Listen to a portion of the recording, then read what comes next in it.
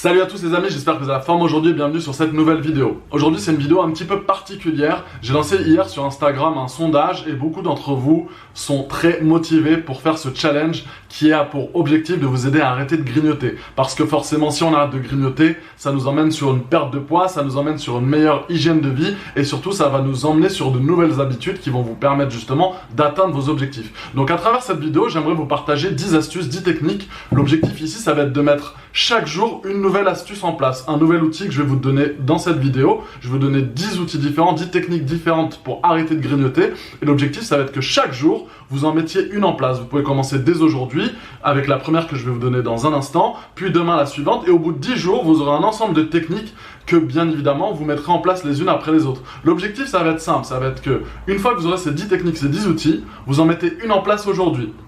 Demain, vous en mettez une autre en place, mais vous gardez celle d'hier. Après-demain, vous en mettez une autre en place et vous gardez à chaque fois celle que vous avez apprise la veille. Parce que l'objectif, forcément, ça va pas être d'en faire une après l'autre, ça va être de les mettre toutes bout à bout, comme l'histoire des petits pas. Là, vous allez commencer à mettre en place une habitude, une deuxième, une troisième, et mis bout à bout, tout ça va vous emmener à atteindre votre objectif facilement, puisque vous aurez commencé les choses petit à petit et non pas d'un coup. Si vous mettez les 10 astuces en place d'un coup, je vous respecte, c'est que vous êtes extrêmement motivé, et dans ce cas-là, allez-y, ne vous empêchez pas de le faire. Mais il vaut mieux commencer tout doucement, mais sûrement, plutôt que d'y aller d'un coup. Donc on va commencer tout de suite cette vidéo avec toutes ces astuces, je les ai notées sur mon téléphone parce que c'est pas évident à tout retenir. Donc on va commencer la première, on va commencer par la plus simple, dormir. L'objectif ça va être de dormir chaque jour 5 minutes en plus. Au bout de 10 jours, ça fera 50 minutes, quasiment 1 heure en plus. C'est une nouvelle habitude qui pourra être mise en place. Alors là, vous me dites, mais quel est l'intérêt de dormir pour arrêter le grignotage? En fait, c'est très simple. Il faut comprendre une chose. Déjà, ça va pas être une vidéo théorique, donc je vais juste expliquer certains détails, mais on va aller vraiment dans le côté pratique et concret. Mais il y a deux choses à retenir. L'hormone de la faim, elle va être régulée par deux hormones. Donc on aura la leptine et on aura la gréline. La leptine, ça va être celle qui va justement vous donner cet effet de satiété, alors que la gréline, elle, va vous donner cette envie de manger. Et si vous manquez de sommeil, ça va jouer sur un dérèglement hormonal, et à ce moment-là, la gréline va être sécrétée davantage. Et donc forcément, qu'est-ce qui va se passer? Vous allez manger plus que d'habitude. Vous allez changer vos habitudes alimentaires et donc vous allez prendre du poids et vous allez grignoter. Donc habitude numéro 1 à mettre en place dès ce soir ou dès demain, dormez 5 minutes en plus chaque jour. Ensuite, habitude numéro 2 à mettre en place. Deuxième outil, un des plus simples. Là, on commence vraiment par ce qui est extrêmement facile à mettre en place pour commencer en douceur sur les premiers jours. Ça va être de boire de l'eau. Oui, boire de l'eau. Parce qu'en fait, quand on a faim dans la journée, des fois on pense qu'on a faim, mais en fait, c'est juste qu'on a soif. On est souvent dans un état de déshydratation chronique, comme on dit. C'est juste parce qu'on ne s'est pas rendu compte, mais on a transpiré beaucoup pendant la nuit, on s'est dépensé pendant la journée, on ne pense pas forcément à boire systématiquement, et donc on va se jeter sur la nourriture. Ce qui n'empêchera pas après de boire pour récupérer ça, mais on n'aura pas bu au bon moment, et si on avait bu à ce moment-là, on n'aurait tout simplement pas mangé. Donc deuxième point, pensez à boire davantage. Dès que vous avez cette petite faim, simplement, vous allez prendre un grand verre d'eau, vous buvez votre verre d'eau, vous attendez quelques instants, quelques minutes, et vous voyez si c'est vraiment la faim ou si c'est la soif.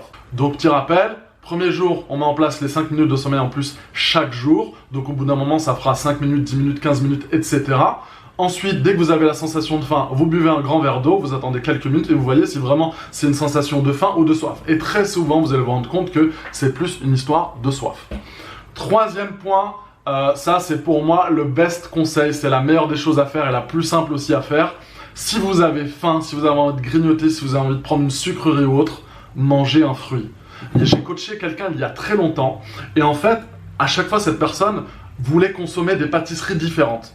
Et au lieu de manger ces pâtisseries différentes, moi je lui ai conseillé de prendre un fruit à chaque fois à la place. Donc au lieu de prendre son pain au chocolat, sa viennoiserie ou autre, elle prenait un fruit, une banane, une pomme, peu importe. Là, on va pas être en train de se dire non, la banane c'est calorique, on vaut mieux manger des fraises, etc. On n'en est pas à ce niveau-là. Déjà, si vous mangez une banane au lieu de manger un éclair au chocolat, forcément, ça va être beaucoup plus prolifique et beaucoup plus intéressant pour vous.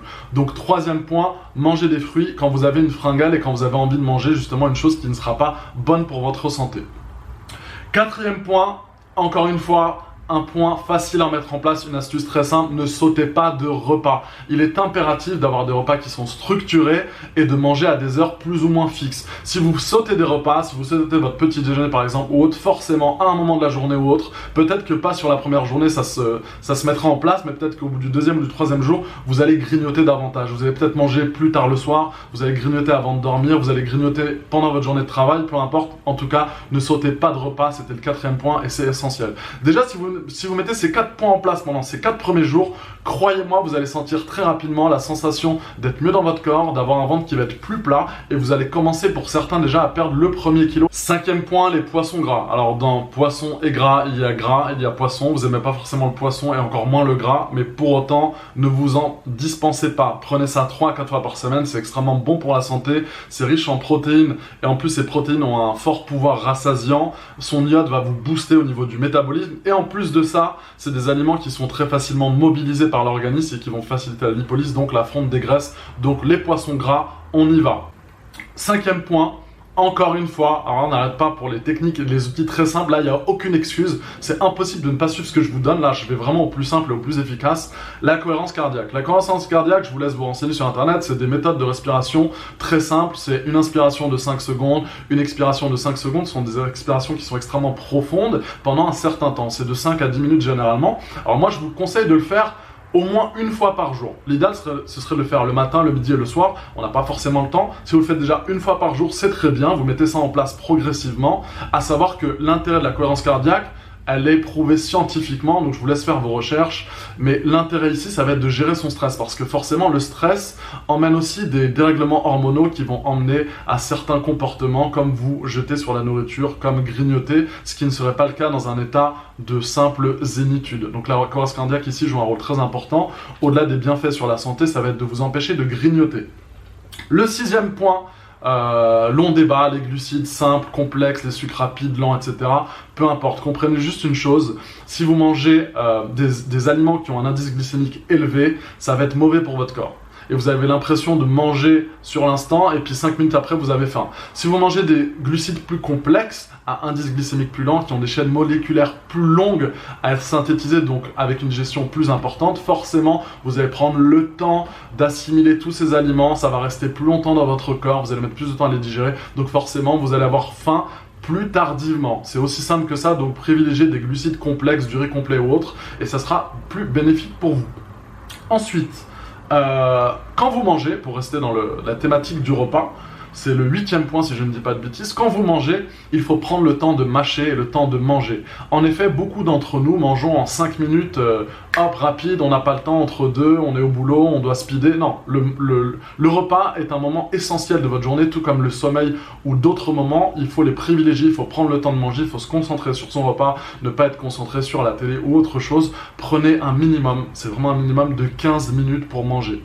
Faites en sorte de mettre peut-être plein d'assiettes différentes pour prendre le temps de manger chacune des assiettes et de ne pas tout mettre dans la même assiette. Prenez le temps de mâcher, prenez le temps de penser, de sentir vraiment cette sensation de prendre chaque aliment, de vivre vraiment ce moment de repas comme un moment de plaisir, comme un moment où juste vous prenez soin de votre corps. Voyez-le comme ça, voyez la chose comme quelque chose qui sera bénéfique pour vous et croyez-moi, ça va forcément impacter. L'intérêt ici, ça va être tout simplement de prendre le temps de manger pour prendre le temps au cerveau de prendre conscience qu'il a bien pris son repas, qu'il a bien mangé et qu'il peut passer à une autre activité. Alors que si on mange en un instant, on n'a même pas le temps de se rendre compte qu'on a mangé, forcément qu'est-ce qui se passe, on a envie de remanger juste après ou tout simplement de prendre peut-être un dessert en plus ou quelque chose qu'on n'aurait pas pris dans un état de repas classique où on aurait pris le temps de manger tout simplement.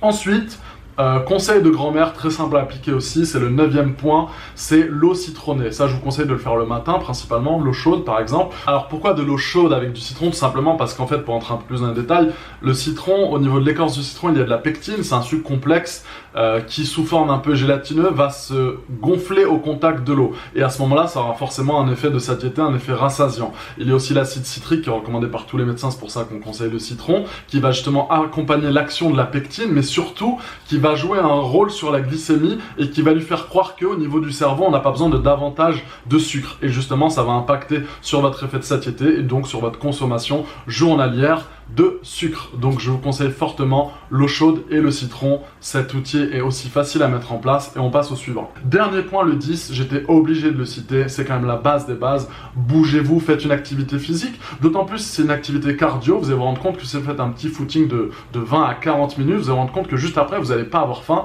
vous allez avoir l'estomac qui va être saturé, vous aurez qu'une seule envie, ça va être de boire beaucoup d'eau, ça va être de vous détendre, de vous reposer et le repas prendra le temps de venir bien après. Et justement, en plus quand vous faites du sport et que vous laissez un certain temps après l'effort avant de manger, et ben votre corps continue de brûler des gras et vous continuez justement de dépenser de l'énergie, vous augmentez votre métabolisme qui va vous permettre de perdre du poids, non pas seulement sur l'instant mais pendant les jours qui viennent.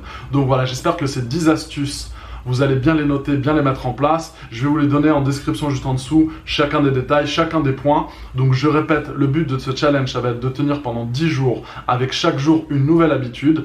Au bout de ces 10 jours, vous aurez mis ces 10 habitudes en place, les unes en plus des autres, et vous allez vous rendre compte, c'est ce que j'attends de votre part, vous allez vous rendre compte qu'à la fin de ces 10 jours, vous allez avoir un ventre qui sera beaucoup plus plat, vous allez vous sentir en meilleure santé, vous aurez une belle énergie, et pour certains d'entre vous, et je pense pour la très grande majorité, vous aurez déjà perdu entre 1 et peut-être 3 kilos pour ceux qui ont vraiment des mauvaises habitudes. Donc laissez-moi en commentaire un petit message si vous avez des questions, si vous voulez que je rentre davantage dans les détails sur chacun des points que je vous ai cités au cours de cette vidéo.